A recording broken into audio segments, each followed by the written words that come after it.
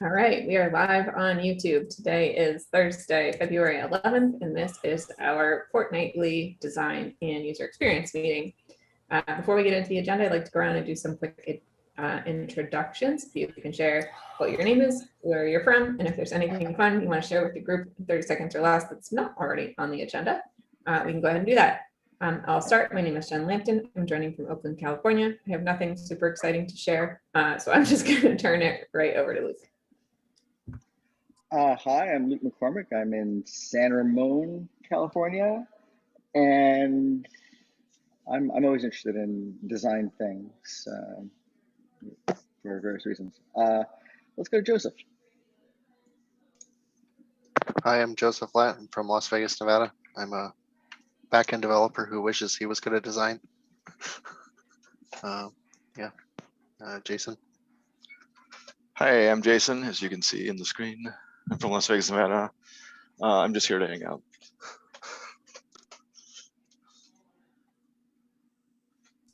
Tim, you're last up. Just waiting to be called on. Sorry. No, it's okay. So I am Tim Erickson, coming to you from Deerwood, Minnesota, where the weather and wildlife report is the turkeys were just eating but left. They're very sensitive because it is -4 degrees Fahrenheit at 2 in the afternoon, and it's -20 Celsius. Anyways, so I'm staying inside today and working on Backdrop. I think that's good enough. So Jen, back to you. All right. At the beginning of our agenda, we have a theme initiative update. I don't know if there's any particular information you want to share with us, Luke, but we have a couple of issues to review also. A couple of issues besides this. I haven't done anything this week. Okay. I was just going to mention that we have some ongoing issues that we're working on. One of them is to get promoted feature complete themes. Right now, I don't think that issue has been seen very much activity, but it is issue number 4445 in the Backdrop core queue. And that is essentially the ability to allow people to find themes that are sort of production ready for use on their sites. And I think it closely parallels our similar motive to promote recommended modules. Both of them are just going to require a checkbox on the node form on backdropcms.org, special placement of modules that have that box checked on backdropcms.org, and then special placement of those modules in the installer on Backdrop the product. So that would be on the install modules page or on the install themes page, some kind of special coloring or something. In order to get those things to happen, we need to have this checkbox better supported in project module, which is the tool that lists all of the modules, themes, and layouts that are available so that your Backdrop site can check that list. And I think that's where we're stuck right now in both these issues, is that project module does not currently support that checkbox. As soon as we can get that support into project module, we can start doing different things based on the checkbox on backdropcms.org and on the application itself. Tim, this is another one of these issues that we have on this recurring agenda that doesn't get a lot of activity. And so half of my mind is like, oh, maybe we shouldn't talk about it all the time. But I also feel like if we don't talk about it all the time, it maybe won't get attention. If we do, maybe 1 week someone will be like, oh, hey, I really want to work on that this week. Sure. So I'm 50-50 on that one as to whether it should be removed, but it's here today. So we also have an intent to make all themes better by providing standard elements in the style guide contributed module. And then we could have some requirements for becoming a recommended theme. You have to meet all of the stuff that's in the style guide module has to be styled for your theme. And then we can say, okay, you're recommended, and check the box for a theme. But we don't currently have all of the elements we want in the style guide. So we also have ongoing issues for that. And the style guide module is in Backdrop contrib, and it has its own issue queue where we're working on stuff like that. Step 4, that I suppose. So if anyone wants to help us make style guide better, that will eventually end up being what we use to determine whether a theme should be recommended or not. We also need to document this stuff. I think we had written that down somewhere. I think it might have been in the issue 4445, what our requirements are going to be for a recommended thing. And then we would need to take those requirements and publish them somewhere so that if you want your theme to be recommended, there's a place you can go to consult that. That's not an issue in the queue. That might be something we could consider adding to our new set of documentation on the doc site at some point. Okay, so I have something that's related to all of these that I mentioned in Zulip to try to get into the agenda, which is Sarvasi and I were having some chatter behind the scenes, and we were kind of looking to the general issue of examples, and that made me my question was specifically about showcase. So like there's a showcase menu on backdropcms.org, and I was wondering where we are sort of as a community in terms of like having a set of built sites with backdrop that can be subjected to some analysis. They can be subjected to like, okay, how did they get that? You know, what did they do? What did they use? What were the pieces? And try to sort of determine what makes a workable site. And this kind of like cuts across all of these things, right? It's sort of like an issue to try to decipher these elements. Like I don't want to, you know, last thing I want to do is try to declare a new project, right? But I want to sort of just take a temperature for what's out there currently. And it works in with like documentation and things like that. Like it seems related to those courses. So any thoughts about showcases? How did how long have those showcase sites been sitting there? How active is that list? I don't know. I think it varies. You know, whenever somebody feels like taking one of the sites they've built and putting up there, they put it up there. Right now, the showcase section is intended mostly for like marketing purposes, and it's sort of supposed to be like really pretty pictures and you know, why you chose backdrop, but there isn't really a lot of like technical information there. I think it would be really interesting to include that. I'm not sure it needs to be required because it sort of it solves a different need, but it would be really interesting if you could have one site that fit both. That was like, okay, here's the, you know, showcasey pretty pictures, woohoo. But then if there was some kind of link that was like, how was this built? And then it went to another page that was like, here's the technical information of like the node types and the layouts and whatever modules. That would be really cool because it would be like a deep dive for people who like want to know, I saw this site, how did they do that? But it wouldn't necessarily be, you know, high level for the person who's like, what does backdrop look like? Who maybe doesn't need to know that yet. So I mean, without wanting to, you know, take on yet another thing, I'll say that like Sarvasi and I, that at least Sarvasi's involved, he might do it. You know, would be interested in sort of, you know, interviewing the makers of the showcase sites and being, so how'd you do that? Or what can you tell me about this? And we can see if that can kind of build into. I think that would be fantastic. If you can figure out what that looks like. Is it like a blog post interview of you talking to the person who made the site, or is it like a whole new thing? I would love to see some of, like, even if you just do the first one and they're like, this is what it looks like, how can we build it? That would be great.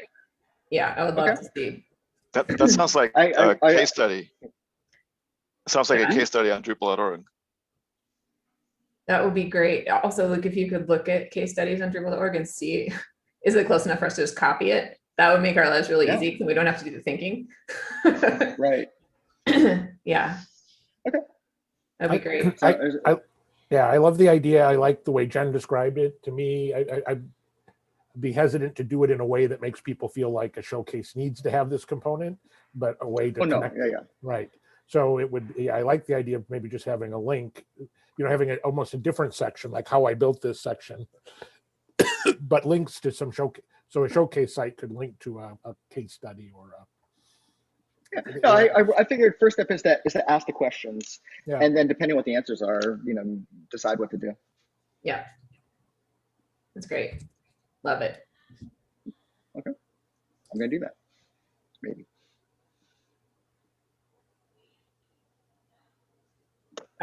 Should that go into the issue queue on factofcms.org so we don't forget about it? Yes. I think it should be a ticket, yeah, and GitHub. Yeah. Okay.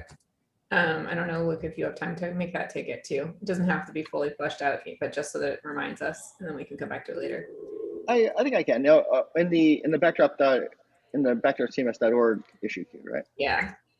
Okay. Here, I have it open anyway, because I was complaining about other things. So just drop a link in the Zoom chat.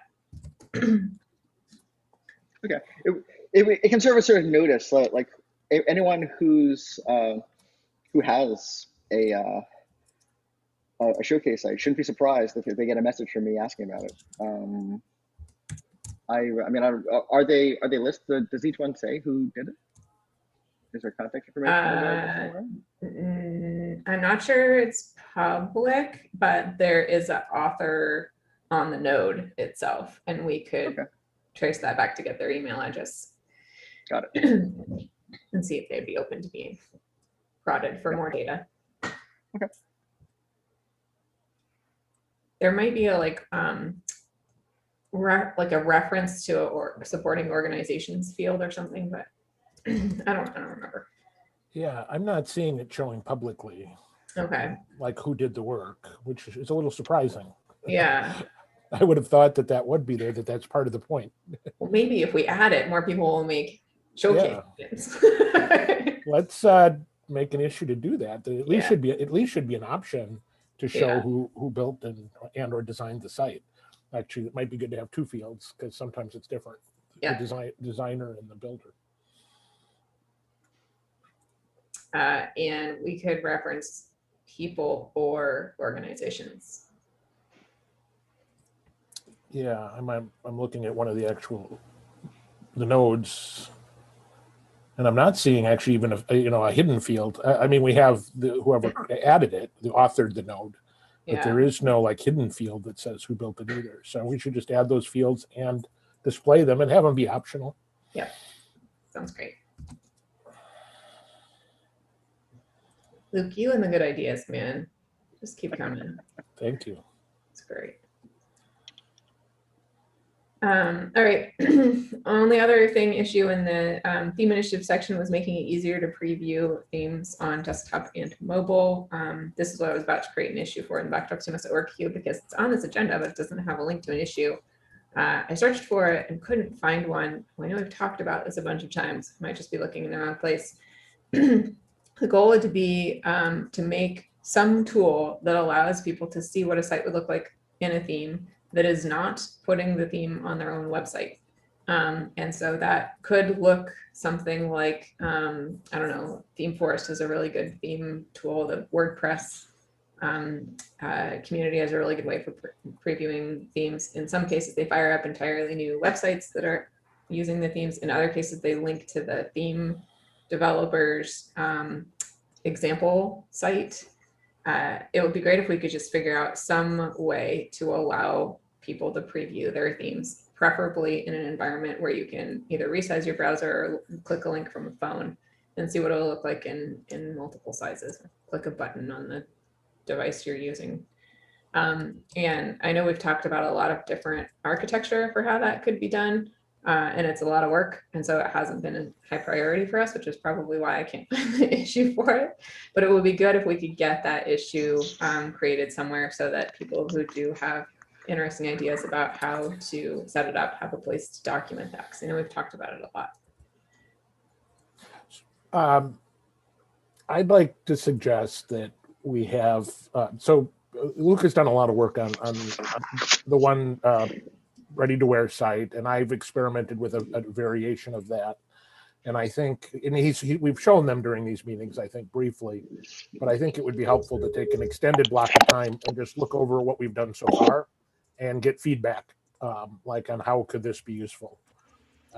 or how close is this to being something useful, or and this ties into what you were just talking about, Jen. And I don't know if we should schedule a separate time for that, or if we could dedicate one of these meetings, maybe in 2 weeks, to sort of dig deep and look at the work that's been done so far on the ready to wear and like figure out how to bring it to a close. I think that's what Luke's been struggling with. Oh my It's God, like, yeah. How do I take what I've done so far and bring it to a close? And if maybe we can help him. So does anybody have thoughts on whether we could schedule a separate sort of ready to wear meeting where we did that? But Luke and I have done that on really short notice when we're the only two that know about it, and that's not helpful. So It's a little helpful, but there well, could be it's a more. little helpful, yeah. Any thoughts on how to best do that? I think it would probably be good if we had a dedicated meeting specifically to talk about it, Okay. so that we could sort of get beginning to end on it and not, I don't know. Okay. Let's do that. There's I'm just going to throw something out. We have tried to do this on Tuesdays before. Next Tuesday is a VUG, so I'm going to suggest in 2 weeks on Tuesday. Beautiful. That we have a ready to wear meeting. We get it on the agenda, let people know about it, and that the whole purpose of this meeting is to sort of look at, review the work that's been done, and figure out, what else to do or what next steps might be. Okay. Sounds great. I have a new gig starting Tuesday, so I was happy to not have it this coming Tuesday. Good. I have a similar request, and I might I'd like a volunteer or two to meet with me, and it's very much related to this. I would like to create a new. I have a new design for a new client site, and I would like to make it into a contrib theme. And I need feedback. I still struggle with this. Like, what should in the backdrop world? What goes in the theme that in Drupal would have been, like the positioning in Drupal in a theme, you might like have a position for a specific menu, and you hard code that into the template that came with the theme.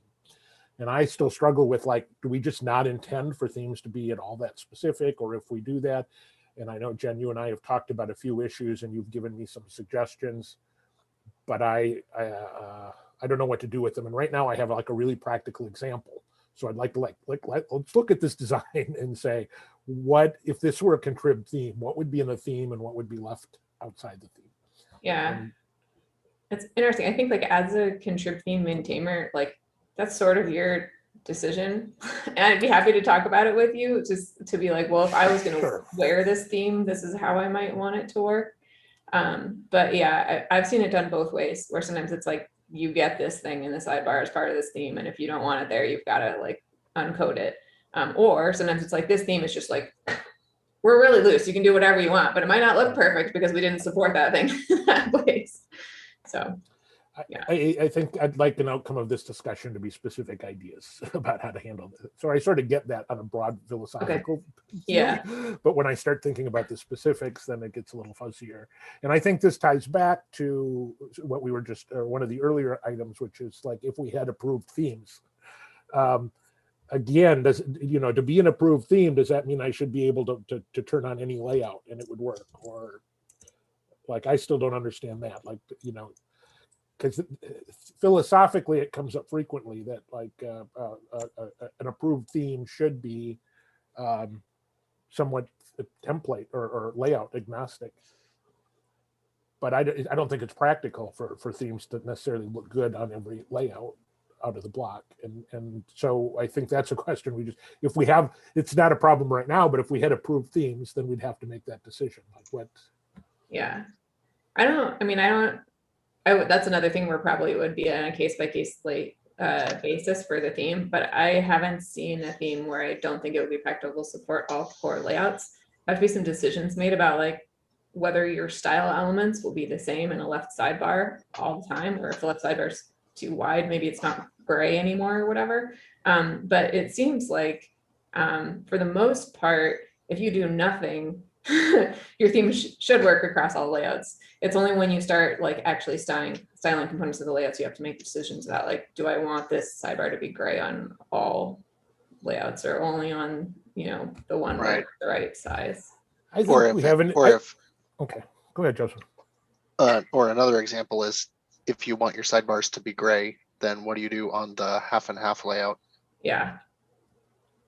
I think we have an example, like I think it's the lateral theme, which sort of assumes that you have stuff in the left column, and then if you do like a 2-column layout, suddenly you've got this really weird third column that just looks out of place, right? So could that be an approved theme if it really doesn't look good in that? So when you see a case by case basis, I get that just in general, but if we're approving themes, then don't we lose the Right. ability to say case by case? Well, Like, no, what is because it- every How does it theme has qualify? an application that's like, I would like to be promoted, and then it would be reviewed, and then we'd say, oh, you know, on this layout, you maybe haven't thought about what it would look like, and this is a screenshot, how do you want to handle it? And they'll be like, oh, maybe this style applies to the left one or the right one or whatever. But yeah, I don't know what that theme looks like, but I would say that would be part of the review process. And even if just like, don't style this layout, that's fine, right? Leave it up to the person who uses the theme.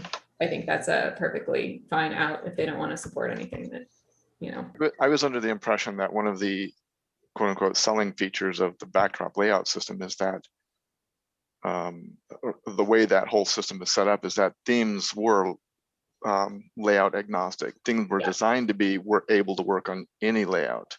Yeah. And so if you're creating a theme that doesn't work in that way, then you're probably doing something wrong with the theme. If you're hard coding something that makes it difficult to work with it. Yeah. And I think that the more themes we see, we might come across places where we need to rethink that, or maybe like core issues where we had something we hadn't considered.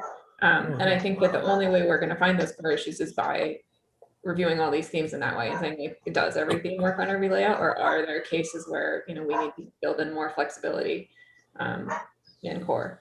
So it would be interesting. Okay. The theory and the reality might not line up. This is causing me to think about region styles again.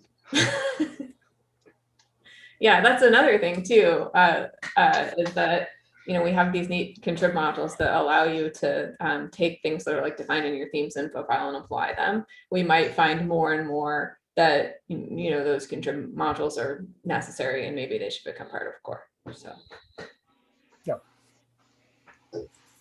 Yeah, I mean, it gets pretty quickly into sort of deep product philosophy questions, right? Because we all know that the basic structure and framework is incredibly flexible and has vast amounts of customization abilities, but all that customization is kind of intrinsically overwhelming to anyone coming new into it. So exactly what those landing patterns look like, what the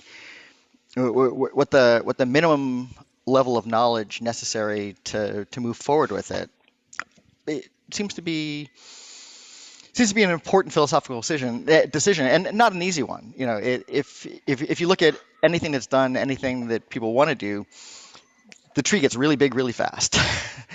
So restricting it somehow can be very valuable, but fraught with peril along the way. You have to be very careful to not unnecessarily damage potential and possibilities and that kind of thing. Those are the questions. I don't know what the answers are. Okay.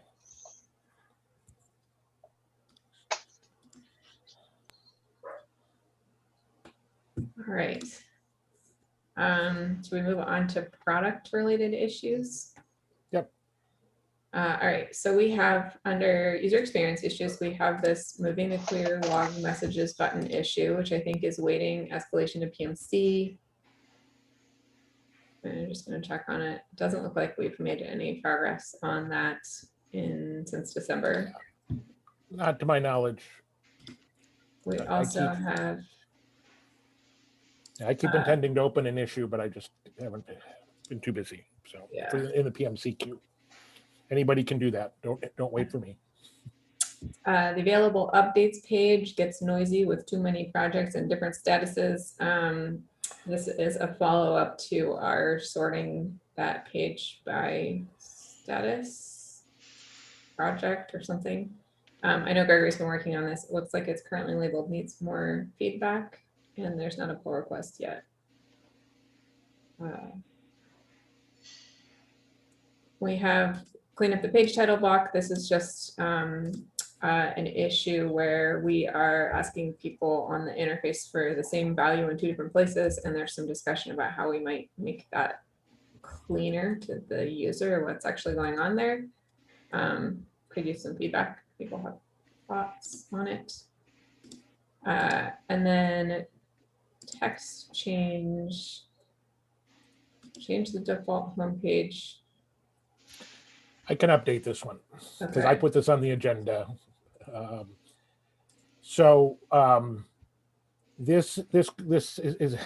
This is an issue that's opened up a number of other issues. And the original suggestion was that we simply, the first suggestion was simply that we change the default from user, that if the user removes the home path, that instead of defaulting to the user page, it default to the node page, which I think is what Drupal 7 did. Yeah. And that was not intended to like solve all the problems, but it was just like one step in the direction. And we had a PR that worked. But what's happened, I think, is that this issue has escalated with all kinds of other ideas. And I'm just wondering if, you know, we have a working PR that did this original thing. Is that the wrong thing to do? Or can we go ahead and do this one thing and then continue with the other ideas? Right now, I feel like this just totally bogged down with all the other ideas. Yeah, I think maybe what we should do is create a separate issue that just goes back to doing that one thing and then let this one continue because everybody's talking here about other options. But yeah, this definitely seems like a bug. Like I don't think it's ever supposed to go to user. I don't know how that got in there, but yeah, definitely strange behavior. Okay, so then we would like the title, although I think I was the one who changed it at some point along the way. The title is really specific to this solution. And I think, so, you know, if we're going to create a new issue, then I don't know, we could keep the same title, create a new issue, have to have the pull request moved to the new, because we have a pull request already on this one. Is the pull request doing more than just changing the? No, it's doing what the title said. All it does is change. Okay. Well, I mean, if you want to I mean, I think I would prefer to just leave this issue, solve it, and close it, because we've already opened up a number of other issues. I created a meta issue on this whole thing. It's like we have other places to talk about this. It's just that people keep bringing the other things back into this. Yeah. Yeah, I think probably then the right thing to do would be just like review and merge this one, and then every time someone brings up something else, just point them back at the other issue and be like, it's over here. Right. This is that conversation happening over here. Please add your comments over here. Sometimes I'm not sure if it's worth it in this case, but when I create a new issue, I go back through the old issue and I try and pull all of the like relevant comments and like mention those people in new issue, so that when a conversation happens over there, they'll get emails so that they're at least included. They don't have to go find that issue on their own. It sort of finds them. Sure. But maybe that they've already found them, forgotten. I don't know. But yeah, I think if we have a pull request that matches the issue, let's just close that. Part of the reason I brought it up, though, is I wasn't sure if the discussion, I mean, originally there seemed to be consensus that this was a good move to switch that, but it's not 100% clear to me that maybe that idea has changed. So if anybody objects to that, it is like one step. I wish they would very clearly state that, because instead what I hear are these other ideas, which leave me not sure. Are you objecting to this change or just suggesting other things? Yeah.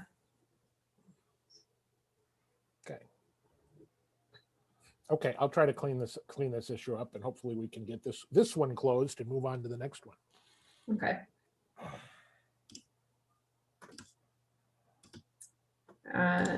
Then we have If anyone's interested in user experience issues on GitHub, you can search issue queue for anything with capital U, capital X, and square brackets, and you'll find all of our user experience issues. We also have a handful of design only related issues, and that includes better defaults for page layouts, which is something, Tim, I think you've been championing for a while.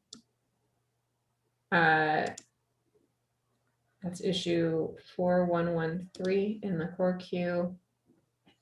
Yeah, that is sort of hung up on me needing to talk to you about understanding your ideas. Yeah, I think also this issue will probably benefit from being broken down into a bunch of little smaller ones where, like, let's do the stuff that's non-controversial and just get that done. And then the stuff that is controversial, we can sort of have that conversation. Because I think there's a lot of baby steps that can be taken here too. Yeah, well, actually, so the title in the agenda is no longer accurate. The title on the actual issue narrows it down to one specific change. And it's just like, let's make this one tiny change. The problem is, I think you have some ideas about how to do that I don't understand. So I don't know what to do next. Okay. So I'll look at that and refresh my memory, and maybe it would tie into the other discussion about my theme, my contrib theme. That would actually help me understand this, I think. So if we had that discussion, that would be really good.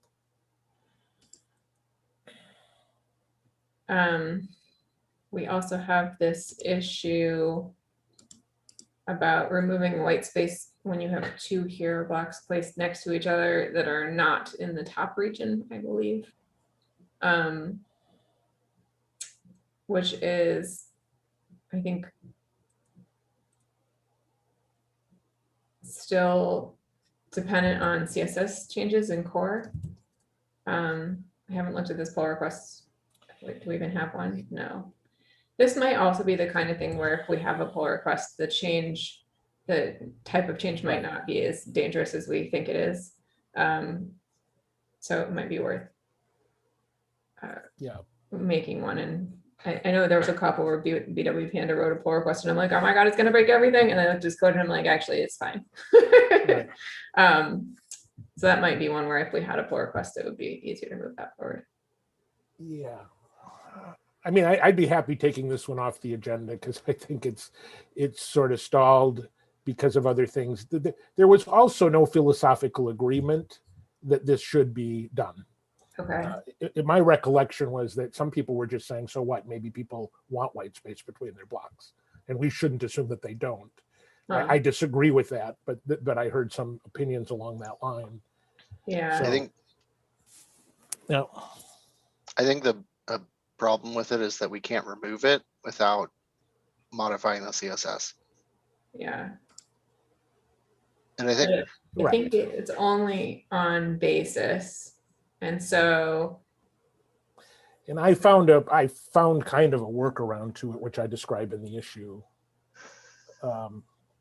where you can add a class to a block, and then it's basically affects basis, and basically what happens is if you put two hero blocks next to each other in a hero region, basis doesn't put a space behind them, although it does if they're in the top region. So if you add the L top class, which is a bit hacky, to any block, then basis will remove that white space. Go ahead. Is the point of that to separate, like to have space between the hero block and like the content of the page below it? Yeah. So could we invert it so that the padding, it's rather than having a margin bottom on the hero block, we have a margin top on the content region? I think that's the correct fix, but that would have more far-reaching implications than just affecting when hero blocks are, like when you have more than one hero block in a region that's not top, that's a little bit of an edge case. But everybody's going to have a main area, and so if we just add extra padding to it, it's a little, All right. Okay. So anyways, I don't know. I'm inclined to just take this off the weekly agenda because I don't know what to do with it. Okay. I've moved away from using base. I won't use basis for something like this anymore because it just has too many quirks like this, and we have no consensus on how to fix that. So for now, I like deprioritized any CSS issues on basis until we can get some decision, and I'm focused on other things, just making contrib themes that solve them. Is this something you fixed in Katsu? Yes, Okay. but right. I mean, I don't know if I fixed it the right way, but I fixed it. So Yeah. But I think another thing too is I just added the 2.x milestone onto there. It would be a good idea if we could have a collection of stuff like this where it's like we're debating about whether we can change it in 1.x, but if we know for sure we can change it in 2.x, let's just like, okay, push it. If it's not important, push it there, and then at least we'll get it fixed in 2.x and we won't forget when 2.x comes around that this was a problem. So, yeah. Interesting. Okay. Yeah, and then here's this how to change CSS safely in core issue 4167, which is complicated. I think our status was, we talked about this a few weeks ago, and I think that there's some consensus that we should provide an opportunity for anybody to give any final suggestions or opinions, and then we should probably escalate it to the PMC. So I added a new recommended alternative recently, not recently, it was in early December, but right. We have a lot of like, we could do it this way, or we could do it this way, or we could do it this way, and nobody seems to agree with 100% with any of them. But it might be the kind of thing that we kick to the PMC with a recommendation for one of them. Or maybe we summarize all of them, I don't know.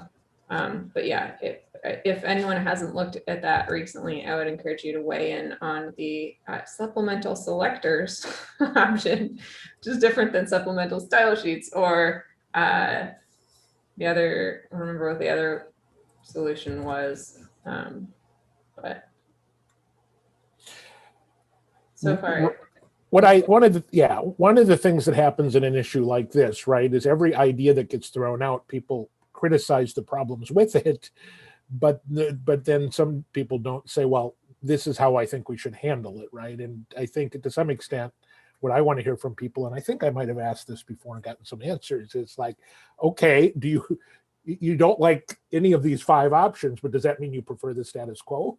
Are you voting for the status quo? Or if not, which of the 5 that you don't like do you like better than the status quo, right? It's like we have to make a decision. It's not enough to just complain about every option that comes up, especially when the status quo is broken. So, but maybe that's where the PMC has to come in. Yeah. So far, it doesn't look like there's a lot of negative responses to the last one. So far, it's just been right. Clonos and BW Panda. So I want to make sure that anyone who wants to have a chance to object to that can. Yes. Okay. Let's see.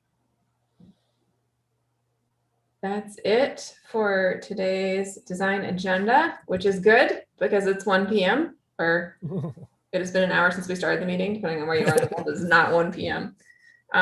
So I would say, let's see if anyone has anything specific they want to talk about. And if not, let's wrap this up and move on to dev meeting. Here, you just joined. I don't know if you have anything you want to throw in the design meeting or if you're here for the dev meeting, but.